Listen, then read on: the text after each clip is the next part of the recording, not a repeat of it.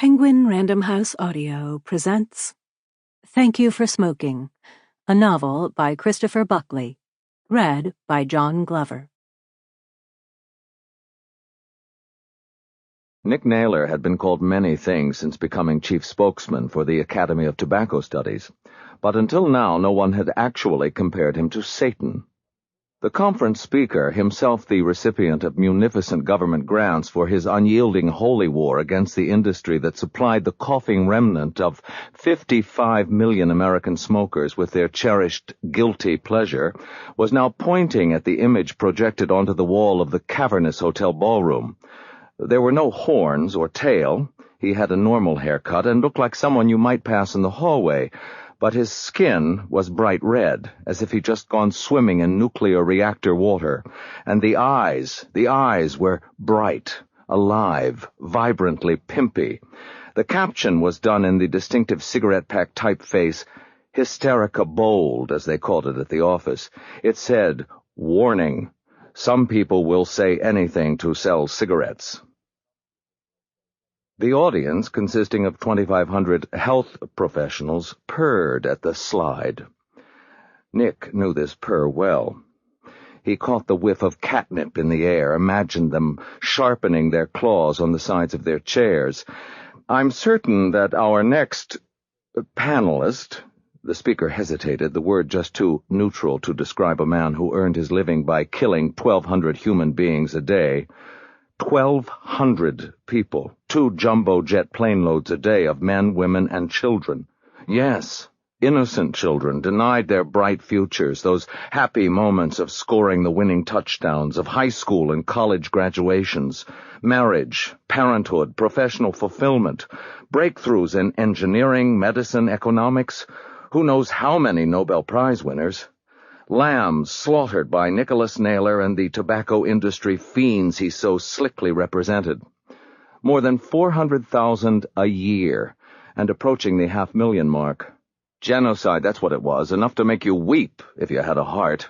The thought of so many of these victims, their lives stubbed out upon the ashtray of corporate greed by this tall, trim, nicely tailored 40-year-old yuppie executioner who, of course, according to the speaker, needs no introduction. Not much point in trying to soften up this crowd with the usual insincere good humor that in Washington passed for genuine self-deprecation, Nick thought. Safer to try insincere earnestness.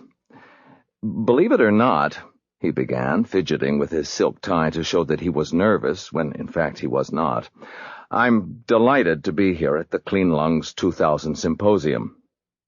With the 20th century fast whimpering and banging its way to a conclusion, every conference in sight, he reflected, was calling itself Blah Blah 2000, so as to confer on itself a sense of millennial urgency that would not be lost on the relevant congressional appropriations committees, or tits, as they were privately called by the special interest groups who made their livelihood by suckling at them. The audience did not respond to Nick's introductory outpouring of earnestness, but they weren't hissing at him. "Because," he continued, "it is my closely held belief that what we need is not more confrontation, but more consultation." A direct steal from the Jesse Jackson school of meaningless but rhymed oratory. "And I'm especially grateful to the Clean Lungs 2000 leadership for—" a note of wry amusement to let them know that he knew that the Clean Lungs 2000 leadership had fought like hell to keep him out of the conference, for finally agreeing to make this a conference in the fullest sense of that word. "It's always been my closely held belief that with an issue as complex as ours, what we need is not more talking about each other, but more talking to each other." He paused to let their brains process the subtle substituting of the word issue for the phrase, the cigarette industry's right to slaughter 500,000 Americans a year. So far so good. No one stood up and shouted, "Mass murderer!"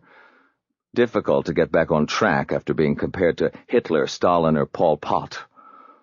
But then it happened. During the Q&A, some woman got up, said that Nick seemed like a nice young man, prompting guffaws, said she wanted to share a recent experience, then launched into a graphic account of a dear departed's courageous battle with lung cancer.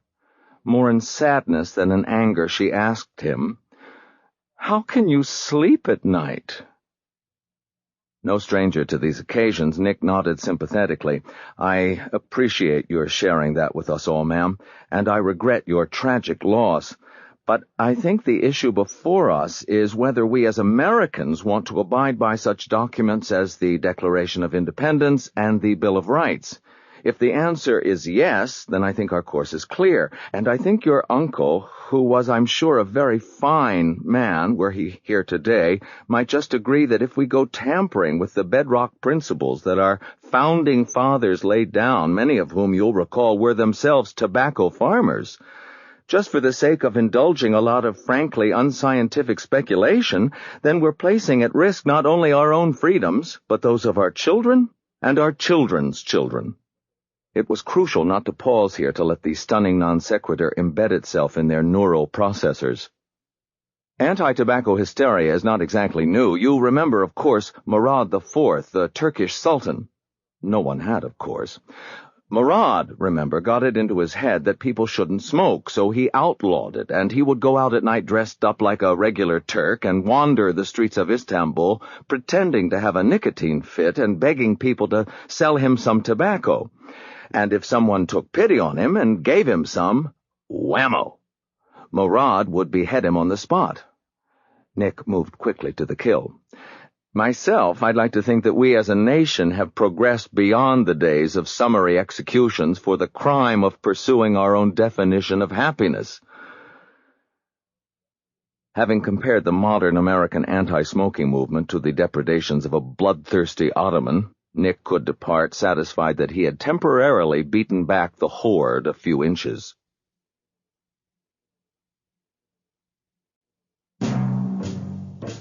There was a thick stack of while you were outs when he got back to the Academy offices in a K Street building, hollowed out in the middle with a 10-story atrium with balconies dripping with ivy and inside-out corporate hanging gardens of Babylon. The Academy of Tobacco Studies occupied the top 3 floors. As senior vice president for communications, Nick was entitled to an outside corner office, but he chose an interior corner office so he could leave his door open and let the smoke waft out into the atrium. Even smokers care about proper ventilation. He flipped through the stack of pink slips the receptionist had waiting for him. The first one read, "CBS needs react to Surgeon General's call for ban on billboard ads." ABC, NBC, CNN, they all wanted the same, except for USA Today, which needed a react to tomorrow's story in the New England Journal of Medicine, announcing medical science's conclusion that smoking also led to something called Berger's disease, a circulatory ailment that requires having all your limbs amputated. Nick took off his new Paul Stewart sports jacket and hung it on the back of the door. One advantage to the recent change in Academy leadership was the new dress code. The new head's name was Bud Rohrabacher, although everyone called him BR, and one of his first acts had been to call in all the spokesmen, that is, the PR people, the ones who went in front of the cameras, and tell them he didn't want them looking like a bunch of K Street dorks. Part of tobacco's problem, he said, was that the sex had gone out of it. He wanted them, he said, to look like the people in fashion ads, and not the ones for J.C. Penney's President's Day sale. Then he gave them each a $5,000 clothing allowance. Everyone walked out of the meeting thinking, what a great boss! Half of them got back to their desks to find memos telling them they'd been fired. Nick looked at his desk and frowned. Jeanette had dumped 5 piles of reports on second-hand smoke, all of them marked urgent. She had also placed the Maasai pig sticker from his knife collection on top of one of the piles. Was this insolence masquerading as neatness? The problem was that though Jeanette was technically under Nick in communications, BR had brought her with him from Allied Vending, and they obviously had this rapport. Gazelle, Nick's secretary, buzzed to say that BR had left word he wanted to see him as soon as he got back from Clean Lungs. Nick decided he would make a few calls first and then see BR. There. He felt much better, indeed swollen with independence. For bolstering, he looked up at the 2 old magazine ads he had on the wall. The first showed a smiling old Sample complete. Ready to continue?